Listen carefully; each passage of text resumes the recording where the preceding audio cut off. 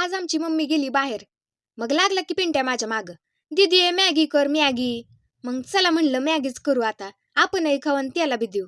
अशी मसाला चीज मॅगीच बनवू आता. मॅगीचं पॅकेट घ्यायचं, कोथिंबीर, कांदा, हे मॅगी मसाला, चीजची वडी आणि चीजचं ते पापड का काय हाय ते. आधी टाकायचं तेल, मग कांदा टाकायचा आणि त्याला चांगलं परतायचं. पिवळसर रंग आला की मग टाकायची हळद, तिखट आणि मॅगी मसाला. आमच्या पिंट्याला लय मसालावाली मॅगी आवडती. मग अजून टाकला बघा मसाला.